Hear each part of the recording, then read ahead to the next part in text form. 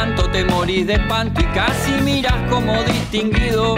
Si cada tanto acunas en tu encanto y era tu mundo del ideal. Y su ideal, mi ideal, el de aquel se puede... Buenas noches, bienvenidas y bienvenidos a Último Bondi. Último Bondi es un programa producido por el colectivo Más Igualdad que busca promover la reflexión, la difusión de ideas, el intercambio y la reflexión política. Como todas las semanas, elegimos un tema para tratar durante los minutos que nos acompañen y en este caso vamos a estar hablando de la producción familiar agropecuaria en el Uruguay. Una cuestión política. Como siempre, tenemos una invitada y un invitado que nos van a acompañar y en este caso hoy va a co-conducir conmigo el programa Carlos Grasesco. Carlos es productor en agricultura familiar, se dedica a la orientación de huertas y va a estar con nosotros en estos minutos compartiendo. Hoy nos acompaña Virginia Rossi. Virginia es ingeniera agrónoma y magíster en ciencias agrarias por la Facultad de Agronomía de la Universidad de la República. Doctora en Estudios Sociales y Agrarios en el Centro de Estudios Avanzados de la Universidad Nacional de Córdoba. Fue responsable del programa integral de extensión universitaria dirigido al desarrollo de la producción familiar en la región del norte y entre otras actividades profesionales también trabajó en MEVIR, fue referente técnico departamental, fue directora de desarrollo fue directora de desarrollo rural del Departamento de Promoción y Desarrollo de la Intendencia de Paysandú, entre muchas otras cosas. También nos acompaña Diego Piñeiro. Diego es ingeniero agrónomo de la Facultad de Agronomía y Veterinaria de Buenos Aires, es máster de Ciencias en Sociología Rural por la Universidad de Wisconsin, es doctor en Sociología por el Instituto de Filosofía y Ciencias Humanas de la Universidad Federal de Río Grande do Sul, Brasil. Además, es profesor titular de Sociología y Dedicación Total del Departamento de Sociología de la Facultad de Ciencias Sociales de la Universidad de la República, fue decano de la facultad y es un investigador y referente en materia de sociología rural en el Uruguay. Carlos nos va a hacer una pequeña presentación y a dejar una primera pregunta para arrancar este bloque a compartir sobre esta temática por demás interesante. Bien, agradecido de que estén acá y bueno, la idea de poner este tema arriba de la mesa, sobre todo de por qué hablar de la agricultura familiar. Nos parecía importante destacar algunos conceptos generales, bueno, de por qué nosotros elegimos este tema. Primero tiene que ver con esto que concebimos a la agricultura familiar como un componente activo, dinámico, digamos, de la economía rural, ¿no? De la economía agraria uruguaya, por el número de explotaciones que congrega, ¿no? Estamos hablando de más de un 50% de las explotaciones, digamos, que ha ido cambiando, pero se conserva ese número. Entonces, es un número de explotaciones muy importante del conjunto de las explotaciones agropecuarias que hay en Uruguay, porque también preserva y va reconstruyendo permanentemente una cultura agraria de base local, sobre todo, que tiene mucha importancia en los territorios.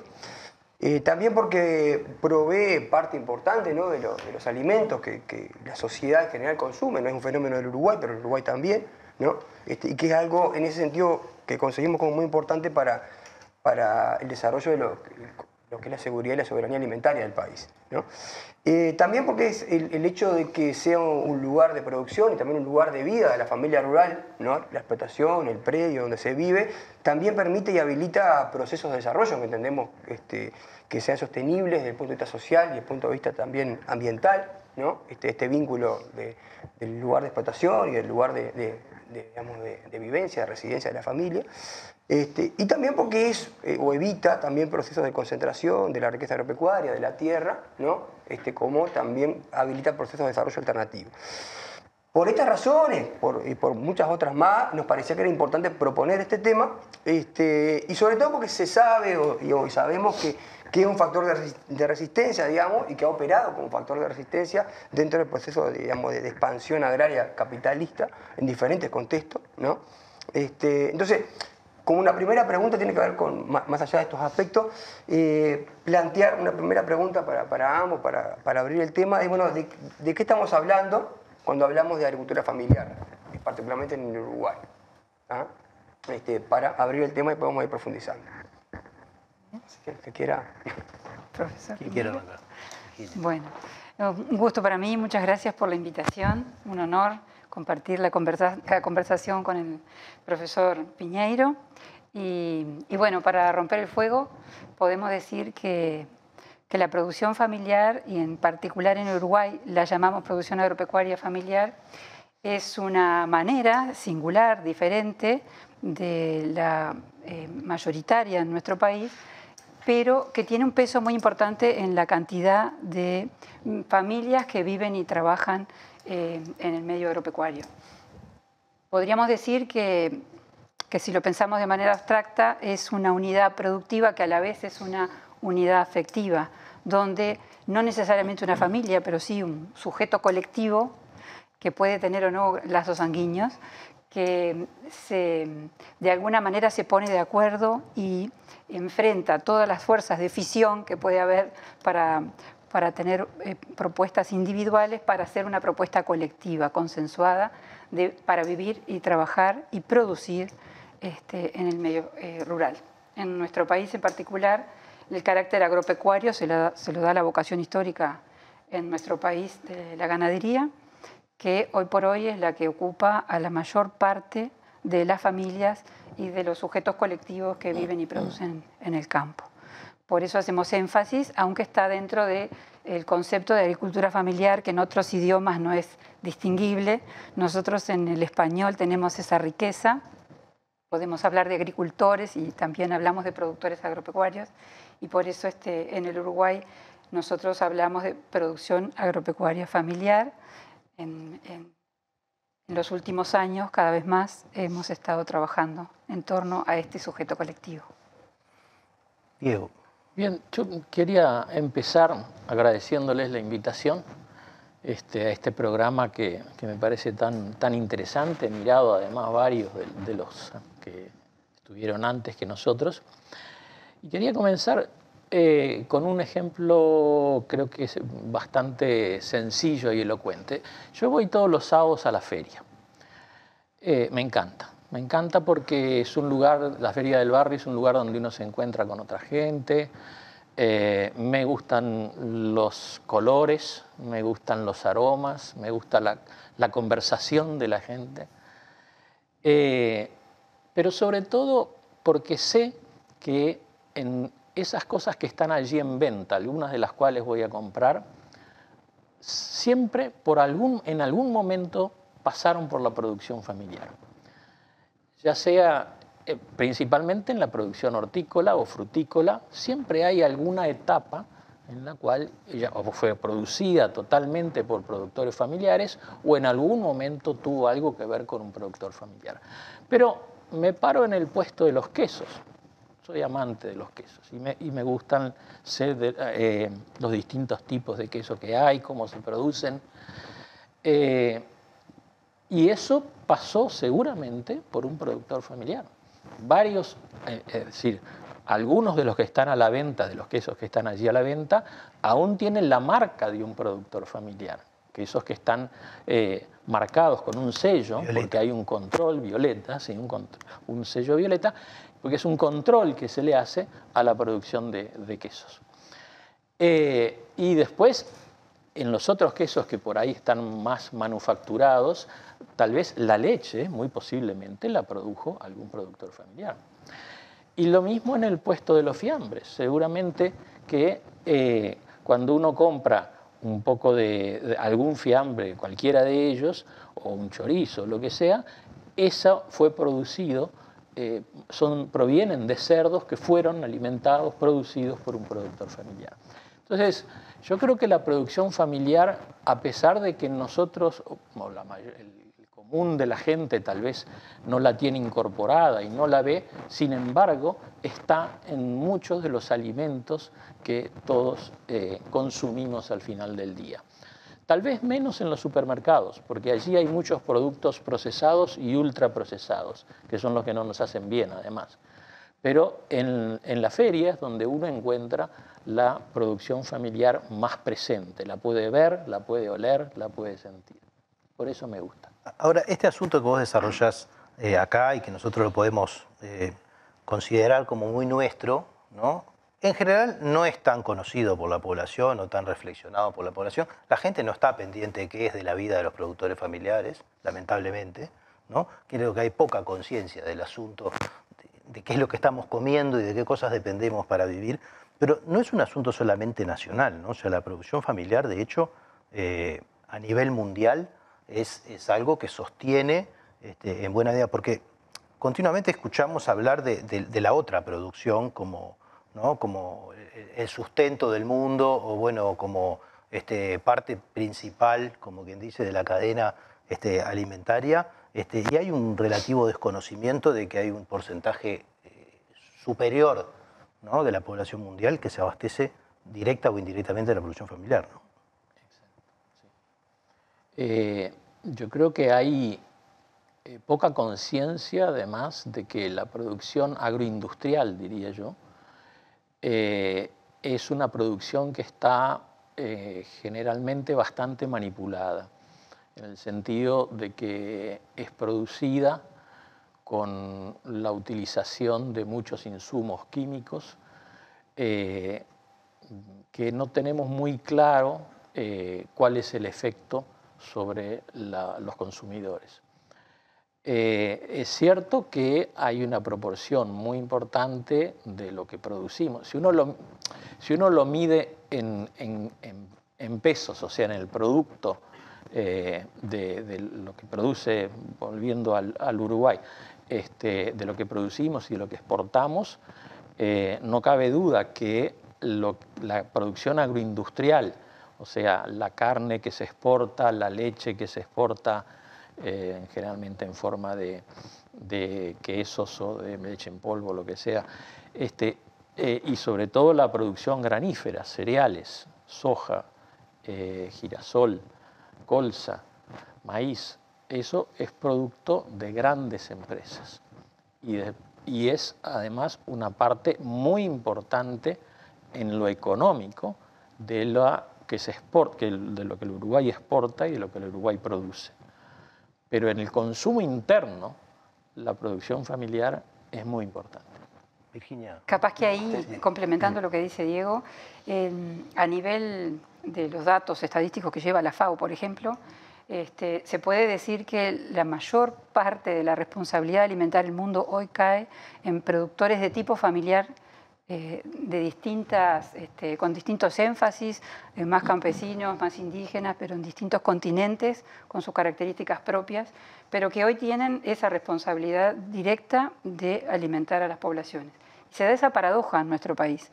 Un país, por un lado, pequeñito, por otro lado, muy rico en recursos naturales, como dice Diego, productor y exportador desde la época colonial, y sin embargo uno entra en el portal de la FAO, como me pasó a mí ayer, y entra a buscar datos de hambre, y lo primero que identifica la computadora es que estás en Uruguay. Y la computadora te dice, la página web de la FAO te dice, en tu país hay 300.000 personas que están pasando hambre. Y eso te interpela, ¿no? O sea, que hay un sistema agroalimentario mundial que a su vez tiene que ver con lo que pasa en el Uruguay, ¿verdad? Y que a su vez no es suficiente la alimentación en el mundo para llegar a quienes tienen que llegar, ¿no? Entonces, ¿de qué estamos hablando cuando decimos que el Uruguay le da de comer a muchos millones de personas porque exporta, ¿no?, algunas materias primas que luego van a ser energéticamente transformadas en alimentos? Sin embargo, hoy en nuestro país, sí será importante conservar la producción familiar, que tenemos 300.000 uruguayos, según la FAO, que están pasando hambre. Nos tenemos que ir al primer corte y ya volvemos porque sin querer ya nos metimos en el segundo bloque sobre qué significa esto como proceso social, ¿no? Exacto. En qué medida nos produce como sociedad, como colectividad humana. Bueno, no se vayan, en un minuto volvemos con el segundo bloque de Último Bondi.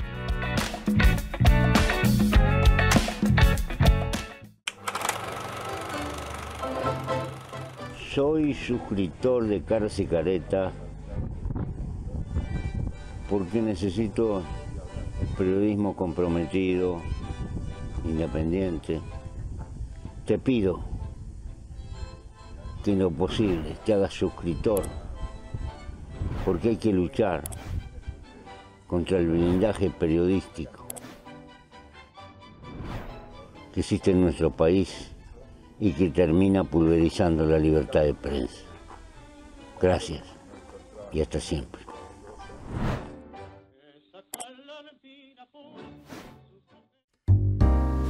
Da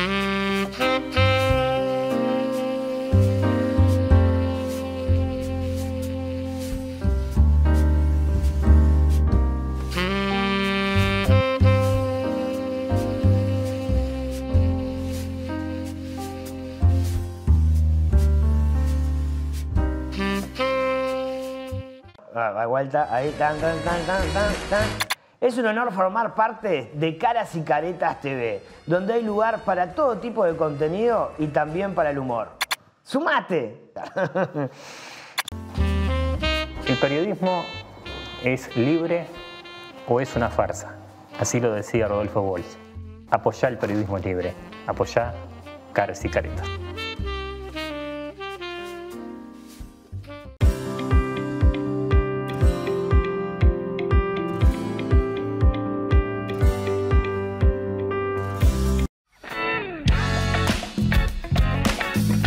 Seguimos en este segundo bloque de Último Bondi. Estamos hablando de la producción familiar agropecuaria en Uruguay. Carlos, ¿por dónde seguimos? Bien, seguimos por lo siguiente. Estábamos viendo la importancia, ¿no?, la jerarquía que tiene el tema de la agricultura familiar y cómo se ubica.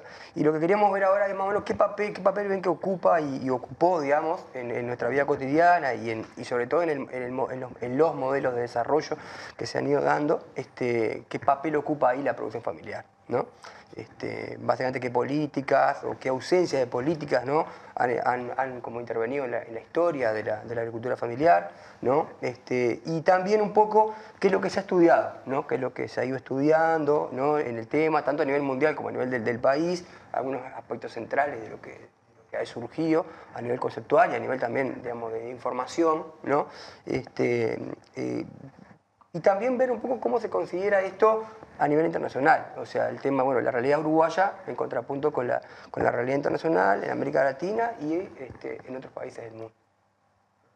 Bueno. Virginia. Muy bien. Diego. Una de las características principales y que hay bastante acuerdo a nivel mundial para denominar tipos familiares de la producción es el papel protagónico de la fuerza de trabajo de familia o de grupos asociativos que trabajan coordinadamente, ¿no? Entonces, primer cosa que se destaca, a diferencia de otros modos de producción donde hay un trabajo asalariado, la mayor parte de la fuerza de trabajo en estas unidades de producción proviene de la familia o del núcleo que compone ese proceso asociativo que nosotros lo llamamos sujeto colectivo, que es la producción agropecuaria familiar. Tenemos distintas maneras y a lo largo de la historia los hemos ido viendo de distintas maneras. Por un lado, desde la agronomía, desde la Facultad de Agronomía, nosotros tenemos una tendencia a mirar el uso del suelo, ¿verdad? Entonces, durante mucho tiempo nosotros asimilamos esta manera de producir, este modelo de desarrollo con el tamaño de las explotaciones, ¿no? Hablábamos de pequeños productores. Y tan es así que hasta el último censo, por suerte ahora pronto vamos a tener uno, pero el último que tenemos de 2011, no establece, cuando se hizo el censo, esta categoría de indagación. Entonces, nosotros podemos intuir a través de los datos censales, reprocesando o mirando algunos datos estructurales, de cuántos productores estamos hablando al 2011. Y una de las cosas más claras que quedan en el 2011 es que la cantidad total de productores que hay en el Uruguay, mirados como explotaciones agropecuarias, no como productores, con esta mirada más agronómica al uso del suelo, podemos decir que tenemos en el 2011 la misma cantidad de explotaciones agropecuarias que teníamos en 1908, cuando hicimos... Un siglo después. Sí, un siglo después. Y en el medio pasaron muchas cosas. Y de repente ahora nos damos cuenta que estamos en esa situación que llegamos a tener en 1956 casi 90.000 explotaciones, pero que hoy tenemos esa cantidad. Y de esa cantidad, más de la mitad, hoy, 2011, después veremos el censo, el próximo cuánto es, podemos decir que son la mayoría. O sea, la mayoría de las explotaciones pequeñas que nosotros asimilamos al productor familiar, o reprocesando la información del 2011, agregando algunos datos sobre esto de la fuerza de trabajo que estábamos hablando recién, no llegamos al 60%. Estamos hablando según la mirada que hagamos del censo y los reprocesamientos, entre 24.000 y 25.000 productores de ese total de 44.000. Esa es una mirada, pero hay otras miradas posibles. En los últimos 15 años, a instancias de los propios productores familiares agrupados en Comisión Nacional de Fomento Rural, se desplegaron un montón de políticas que parten del registro de los productores familiares, no mirando ya el uso de suelo, ya no mirando la explotación agropecuaria o el tamaño, sino mirando a la familia que vive y trabaja ahí y cómo se relacionan los distintos factores de esa familia.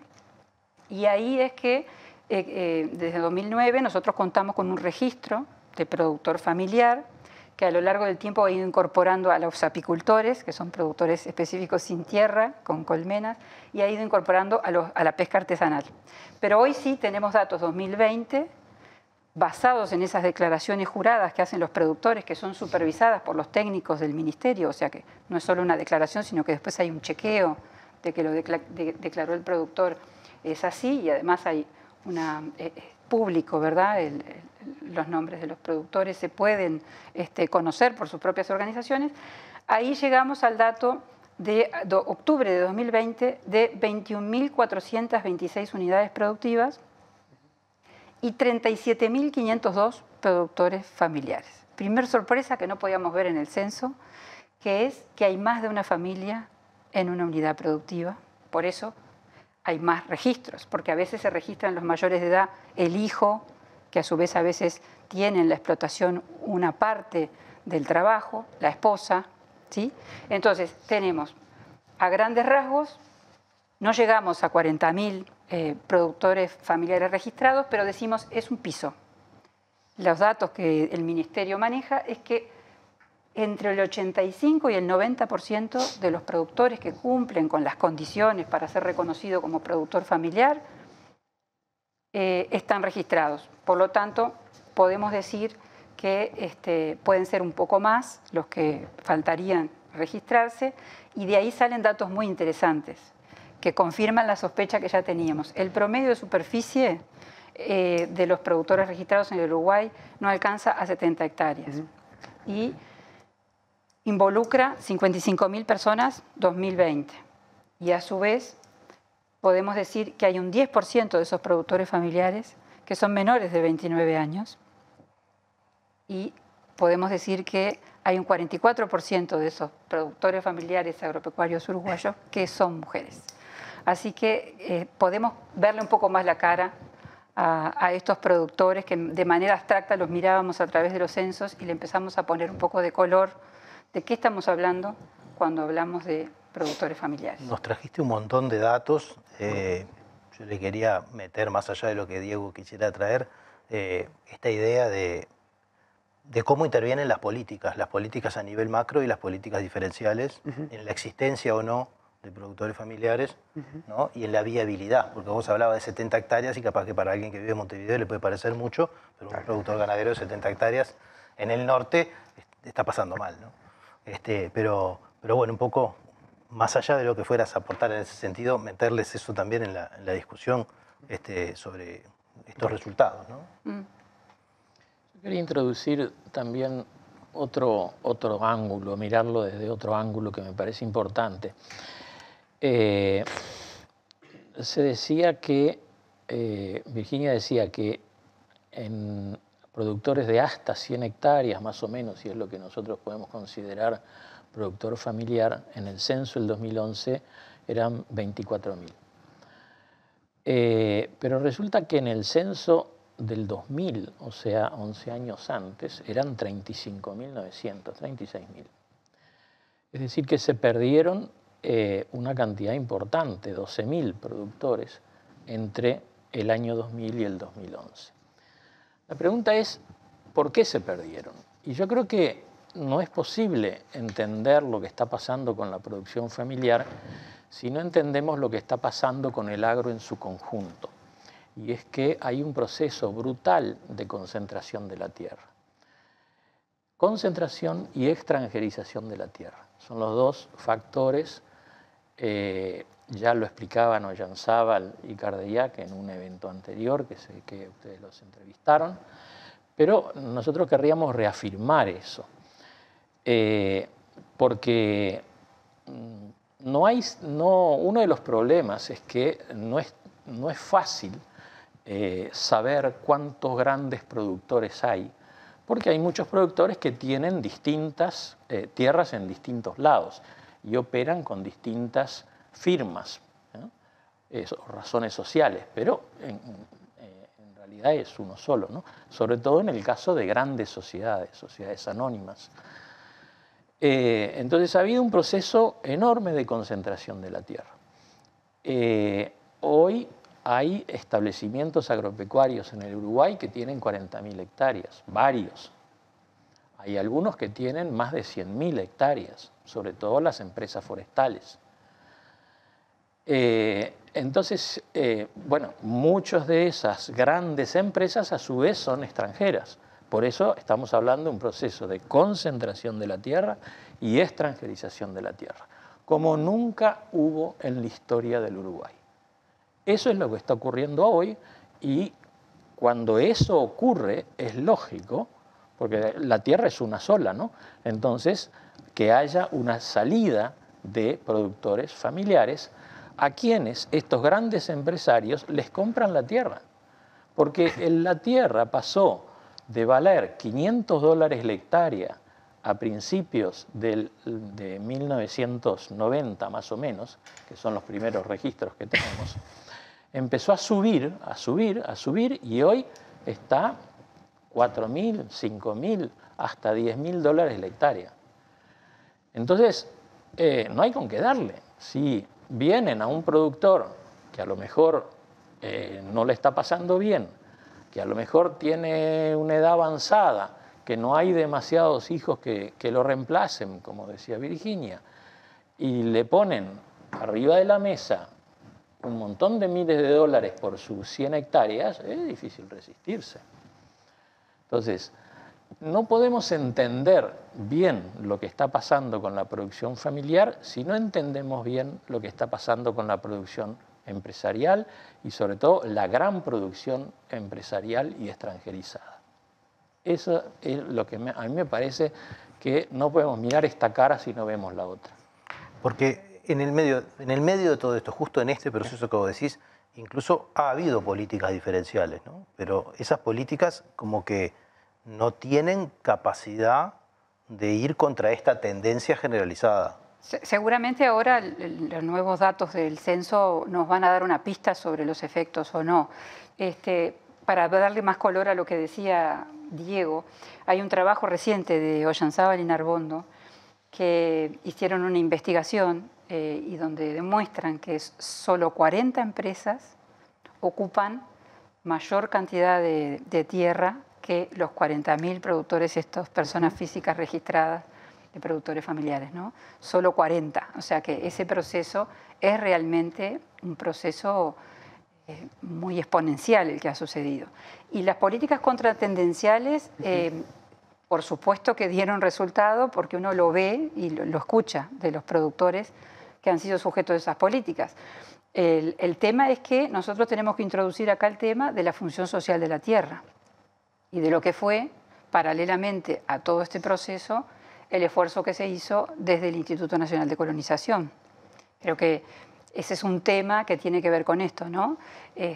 Hasta dónde las políticas contratendenciales pudieron absorber esa expulsión o esa, de alguna manera, pérdida que nosotros teníamos de familias que dejan de producir en el campo, y hasta dónde el mecanismo que se instrumentó desde el Instituto Nacional de Colonización dio resultados que vale la pena considerar en esto, ¿no? Pero sí, seguramente ha sido una carrera de un ratón contra un león. Iba a decir, era como poner un ventilador contra el viento, ¿no? Sí, Sí. ¿no? Como que puede ser que en el pequeño espacio tenga un cierto efecto, pero como que en lo macro esa tendencia parecería ser fuerte, ¿no?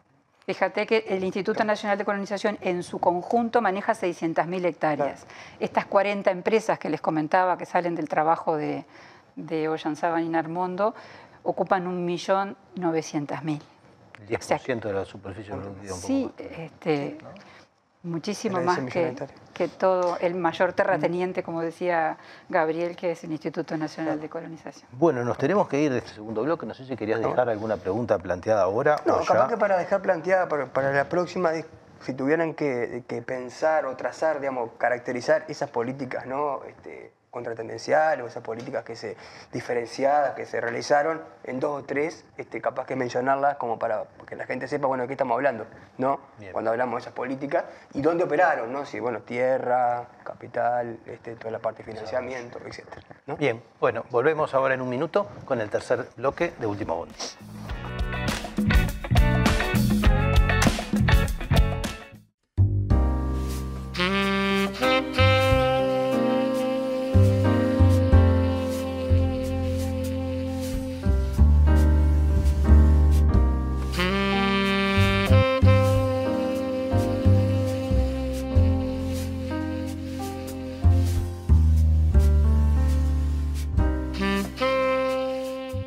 A vuelta, ahí, tan.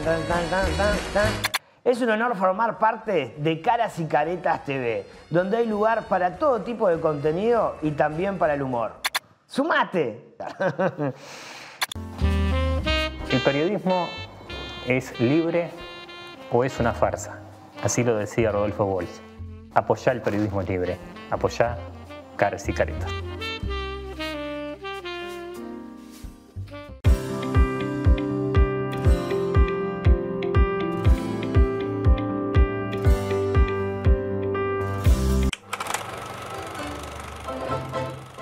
Soy suscriptor de Caras y Caretas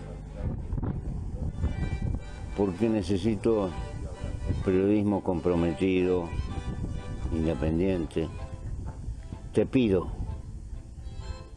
que en lo posible te hagas suscriptor porque hay que luchar contra el blindaje periodístico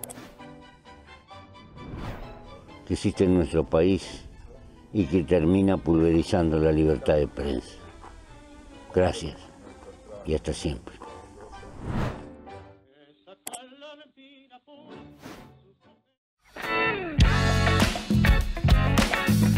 Volvemos en este tercer bloque de Último Bondi. Carlos cerraba el segundo bloque con algunas preguntas sobre las cuestiones de políticas, ¿no? Referidas al asunto. Nos toca en este bloque, como siempre, hablar de política también, referida al asunto, ya no de políticas específicas, sino de un panorama más general.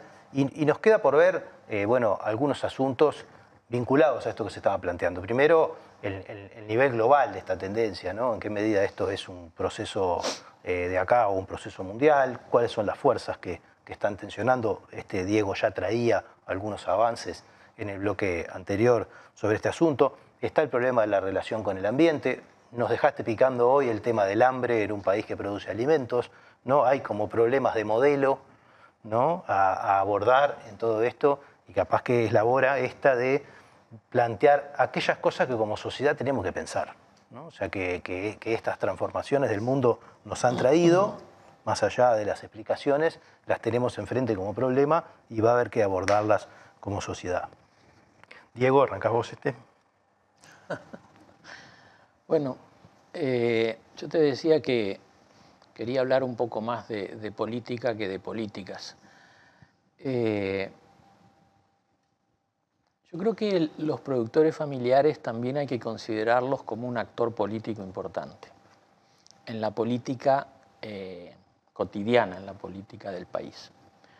Y quiero traer a cuento algo que estoy estudiando, estoy trabajando, una investigación que estoy haciendo, que me tiene muy entusiasmado y por eso de alguna manera me gustaría compartirla, que es el papel que han jugado los productores familiares o pequeños productores o como quieramos llamarlos, en distintos ciclos y momentos políticos de este país. Que yo diría que hay 4 momentos en la historia del Uruguay en los cuales los productores familiares tuvieron un papel importante y a veces hasta que quiebran una tendencia. Es muy poco conocido en el Uruguay la existencia de los sindicatos agrícolas cristianos. Allí por el año 1928 hasta el año 1900, 50 más o menos, que tuvieron un papel muy importante y que se agruparon a instancias de la Iglesia y de la Iglesia Católica, se agruparon en una acción política de la Iglesia Católica y sostenida por el Partido Demócrata Cristiano.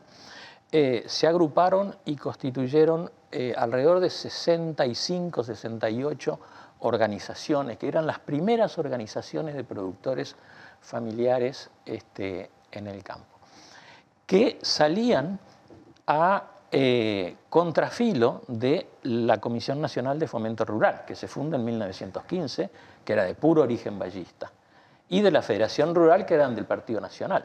Entonces, los sindicatos agrícolas cristianos, digamos, que se oponen a esas, o es otra forma de expresar otras... ¿Y juntan productores y trabajadores? No, solamente productores. Solamente productores y con una alta presencia de inmigrantes. O sea, de gente que vino de Europa principalmente y colonizó. Es la etapa que, decía Virginia, que hay un crecimiento importante de la producción familiar. Primer momento. El segundo momento es bien recordado en la historia del Uruguay. Es Benito Nardone, o Chicotazo, que un conductor radial de enorme capacidad expositiva, que por distintas razones empieza una carrera política a través de la radio y empieza a nuclear a los productores familiares, principalmente, productores también, algunos productores más grandes, empresariales, y termina haciendo una alianza con Herrera y funda, hace la alianza con Herrera y en las elecciones de 1958 gana el herrerismo por esa alianza, con los votos de Nardone. Tercer momento es en el quiebre económico brutal que hay en el año 2012 en este país. Yo no sé si ustedes se acuerdan de lo que se llamó rentabilidad o muerte, que fue un movimiento que durante varios años estuvo presente, incluso en las calles de la ciudad, porque hicieron 2 o 3 manifestaciones muy impresionantes.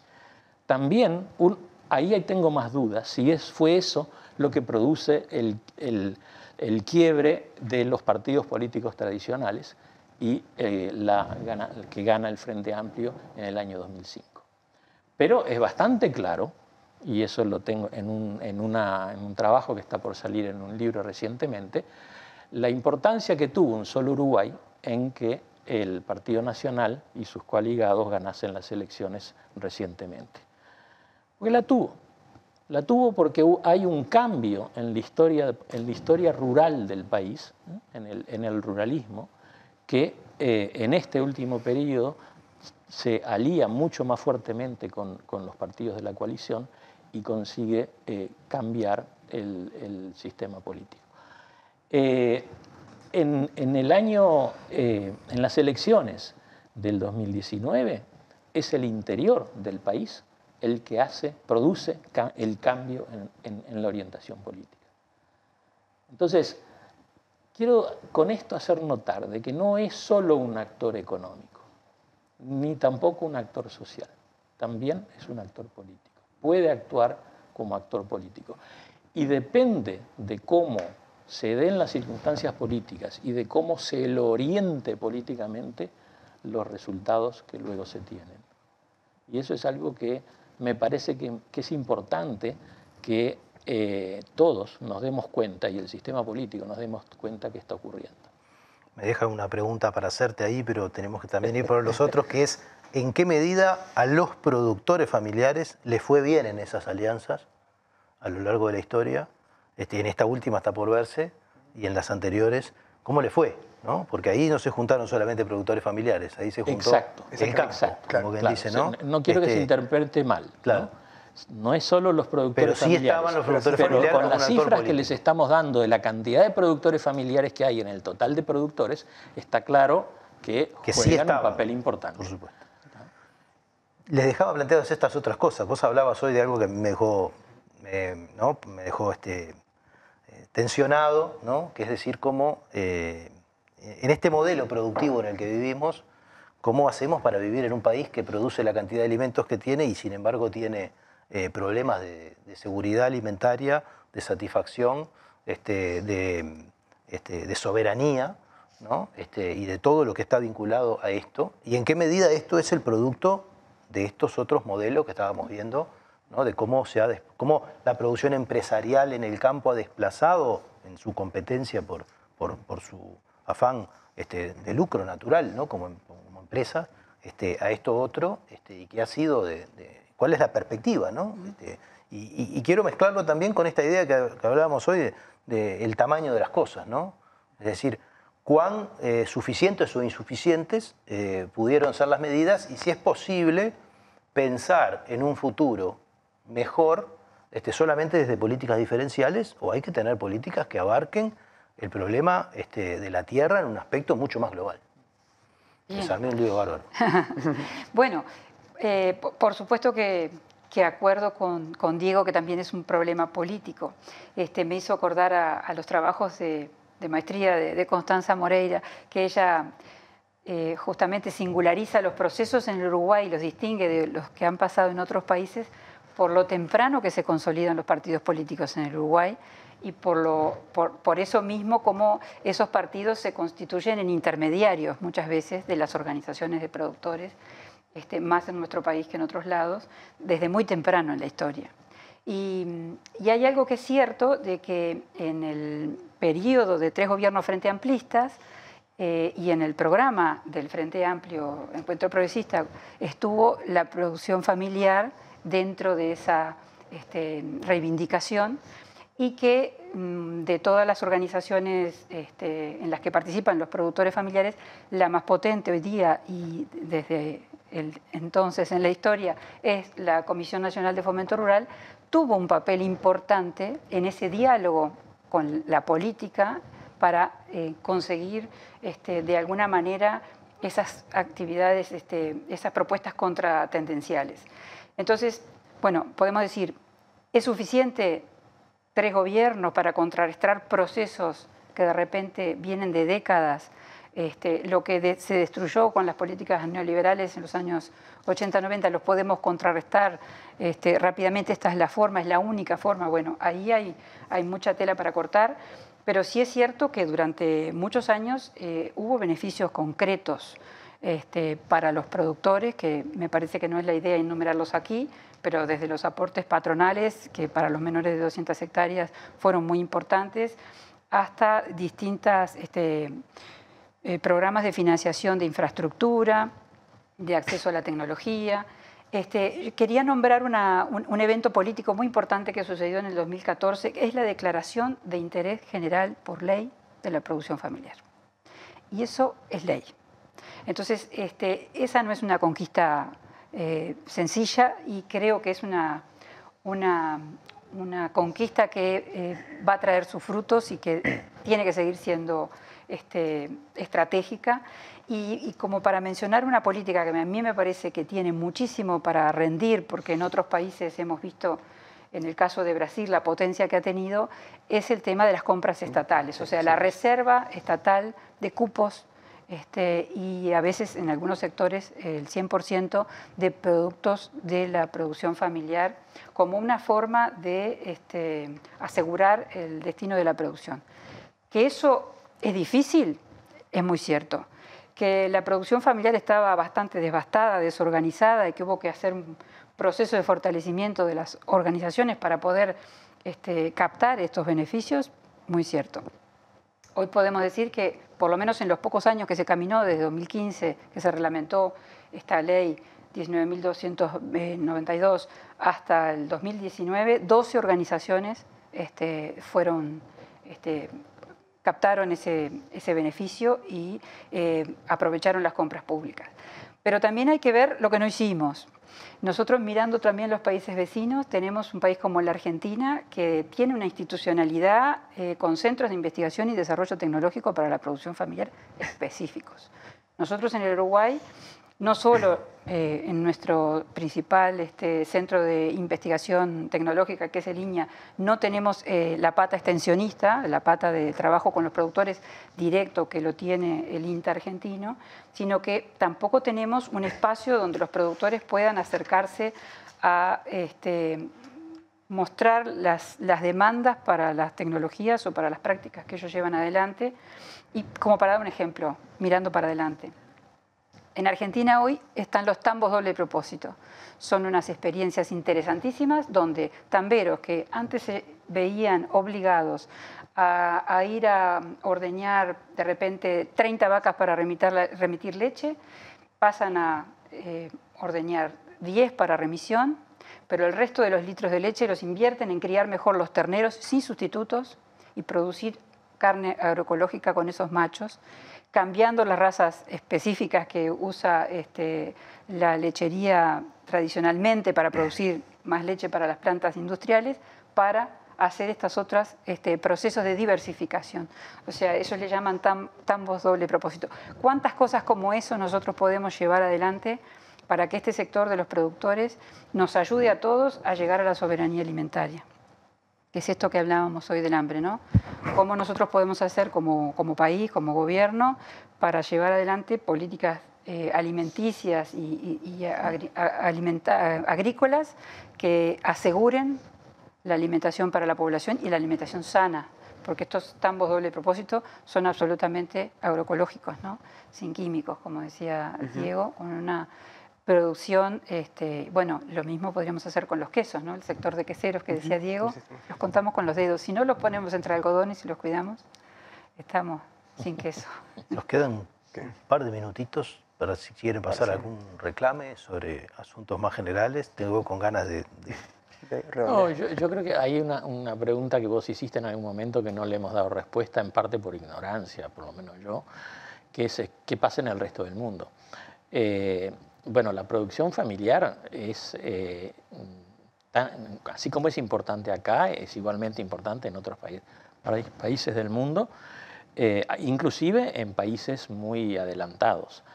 Yo, como dijiste, estudié en Estados Unidos y en Wisconsin, y allí la atención a los productores, a los granjeros familiares es muy importante.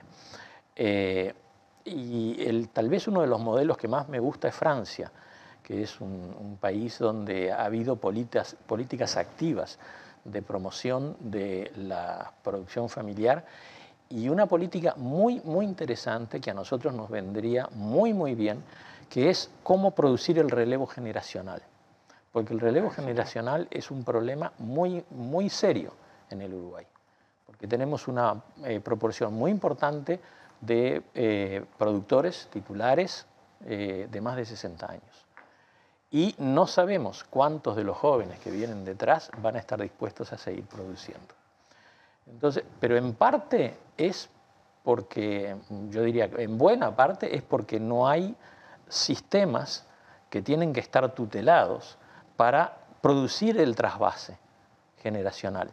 Porque el veterano, bueno, la jubilación que va a tener cuando deje el campo va a ser muy baja porque los aportes han sido pocos.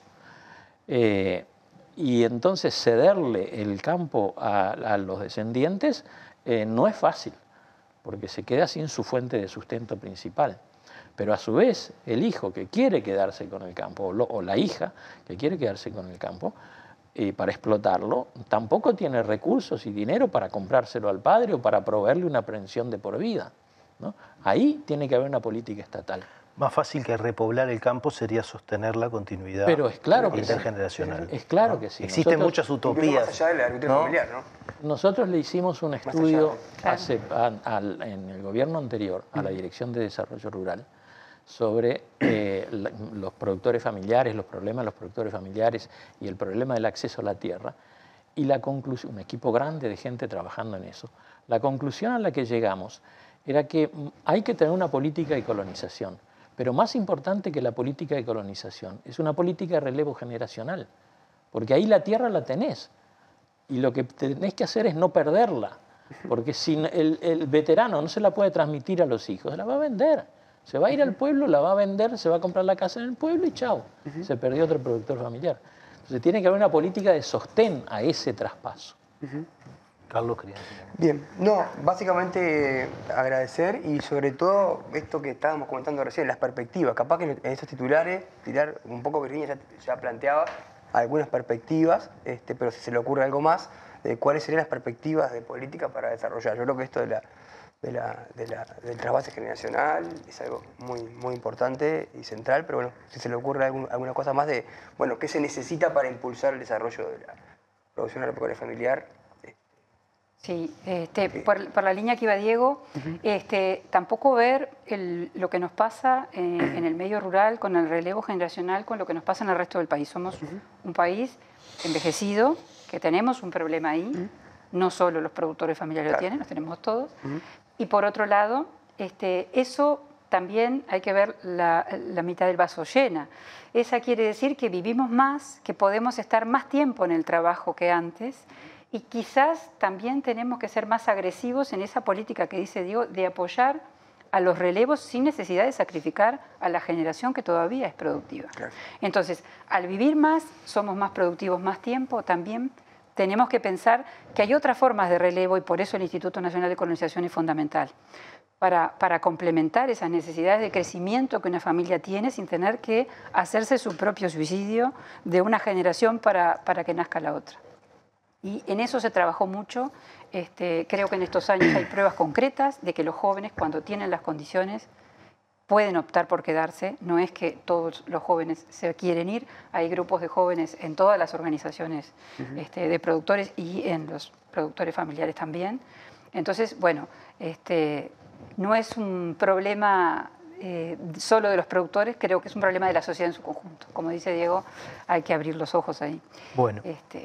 Nos tenemos que ir, creo que quedan un millón de cosas, pero quedaron un montón de cosas planteadas que me parece que son buenas en esta idea que nosotros queremos hacer, de este ejercicio de dejar cosas para pensar, ¿no? de desempolvar algunos temas que han estado muchas veces en la agenda política, pero se han caído o que han sido tapados por algunos enfoques, ¿no? Que no necesariamente permiten pluralidad de opiniones. Y bueno, me quedo con esta idea de que hay que tener políticas en distintos niveles, ¿no? Políticas muy generales que pueden tener que ver con la discusión del acceso efectivo a la tierra, ¿no? O restricciones a determinado tipo de usos y prácticas que pueden tener que ver con los modelos globales productivos, ¿no? Que eso tiene que estar complementado con políticas diferenciales, que tiene que haber una evaluación, que está el problema de la ruralidad, no solamente de la producción, ¿no? Que esto que decíamos, bueno, es vivir también, y no es solamente producir, no es el productor familiar, sino de una ruralidad que ha cambiado mucho, ¿no? Y que hay que derribar algunos mitos sobre todas las cosas que no se pueden, porque hay muchas experiencias que muestran que, bueno, que sí, se puede seguir habitando, se puede seguir produciendo. Nosotros nos vamos, les agradecemos mucho, por supuesto, ha sido un gusto enorme estar acá. Y bueno, por la invitación. Y la semana que viene nos volvemos a encontrar con otra propuesta de Último Bondi. Buenas noches.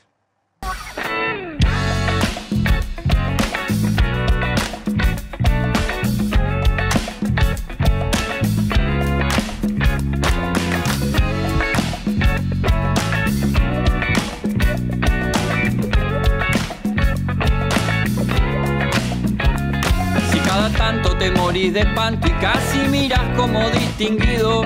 Si cada tanto acunas en tu encanto y era tu mundo del ideal. Y su ideal, mi ideal, el de aquel se puede mirar desde lo distinto. Si por las noches compartís el tinto con ese que piensa solo.